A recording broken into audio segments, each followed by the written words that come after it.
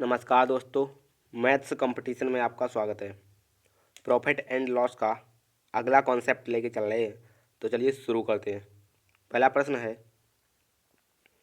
20 संतरों का लागत मूल्य 16 संतरों के बिक्री के मूल्य के बराबर है, तदनुसार उन पर लाभ कितने प्रतिशत होगा। पहला पॉइंट ये याद रखना है यहाँ पे कि जब जो किसी वस्तु को बेचते हैं तो जो लाभ या हानि होती है वो जब वो वस्तुओं के रूप में प्राप्त हो, तो जो उनका लाभ या हानि निकालते हैं तो उसका जो बेस होता है वो हमेशा बिक्री की गई वस्तुओं को लेते हैं, ठीक है, ना कि खरीदी हुई। जैसे कभी कोई वस्तु खरीदते हैं या बेचते हैं तो क्या करते हैं कि जो लाभ होता है वो हमेशा लागत मूल्य पर निकालते हैं ना। अब इसमें क्या होगा, इसमें जब वस्तुओं के रूप में लाभ मिल रहा है, जैसे यहाँ पे 20 संतरों का लागत मूल्य यानी कि 20 को जितने में खरीदा गया उतने को 16 में बेचा गया, तो 4 वस्तुओं का फायदा हुआ ना। तो ऐसी कंडीशन जब बनती है तो विक्रय की गई वस्तुओं पर निकालते हैं, ठीक है, लाभ या हानि। तो देखिए 20 संतरों का लागत मूल्य यानी कि किसी व्यक्ति ने 20 संतरे खरीदे और 16 संतरों के बिक्री मूल्य के बराबर है, तो उसने 16 संतरों को बेच दिया। तो जितने में 20 खरीदे थे उतने में 16 को बेच दिया, तो उसे 4 संतरों का लाभ हुआ ना, 4 का लाभ हुआ है, ठीक है। अब निकालना है कि उसे लाभ कितना हुआ है, तो उसने बेचे 16। तो जब वस्तुओं का लाभ होता है तो बेचे हुई वस्तु पे कर निकालते हैं लाभ, ठीक है, ना कि खरीदे हुई। तो 4 का लाभ हुआ है 16 पर, तो कितने परसेंट हुआ, 4 का 16 पे हुआ। परसेंटेज लगाने के लिए 100 का मल्टीप्लाई करेंगे, ठीक है। तो ये हो जाएगा, ये से 4 बार और ये से 25 बार, ठीक है, तो ये हो जाएगा 25%, ठीक है। ये आपका आंसर है। प्रश्न है, एक आदमी 320 आमों को 400 आमों के क्रय मूल्य पर बेचता है, उसका लाभ प्रतिशत ज्ञात कीजिए, ठीक है। तो 320 आमों को 400 आमों के क्रय मूल्य पर बेचता है, यानी कि जितने में 400 आम खरीदे थे उतने ही रेट में 320 आम बेच देता है ना।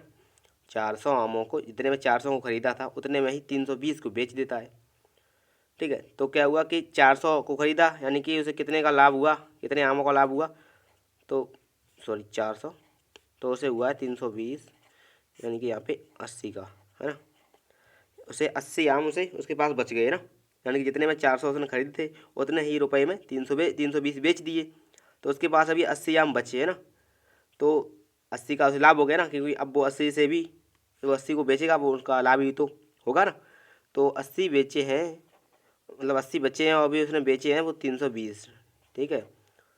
इसमें याद ये रखना है कि खरीद जो क्रय मूल्य जितने पे जितनी वस्तुओं को क्रय किया था उस पे से नहीं निकालेंगे, ठीक है, लाभ को।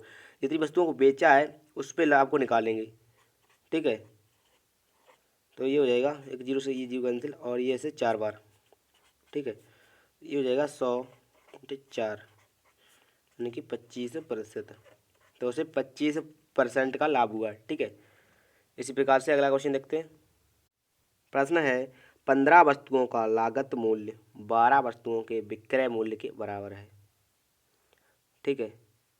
तो 15 वस्तुएं जितने में खरीदी थी उतने ही रुपयों में या मूल्य में 12 वस्तुएं बेच दी, ठीक है। जितने में 15 खरीदी उतने ही में 12 बेच दी। तो यहाँ पे साफ दिख रहा है 12 खरीदी थी उतने ही रेट में, सॉरी 15 खरीदी 12 बेच दी, तो कितने का लाभ हुआ, 3 वस्तुओं का। अच्छा बेची कितनी है, 12 बेची हैं, तो नीचे 12 रख देंगे बेस में, ठीक है, इंटू 100। तो ये हो जाएगा ऐसे 4 बार और ये से 100/25 यानी 100/4 यानी कि 25%, ठीक है। ये इनको 25% लाभ हुआ, ठीक है। अगला प्रश्न देखते हैं। 15 मेजों का लागत मूल्य 20 मेजों के बिक्री मूल्य के बराबर हो।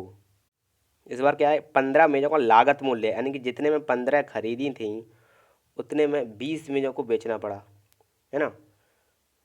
तो क्या है कि इस बार 5 का हानि दिख रहा है, 15 को खरीदा है जितने में उतने में 20 को बेचना पड़ा, ठीक है। तो यहाँ पे 5 की हानि हुई है।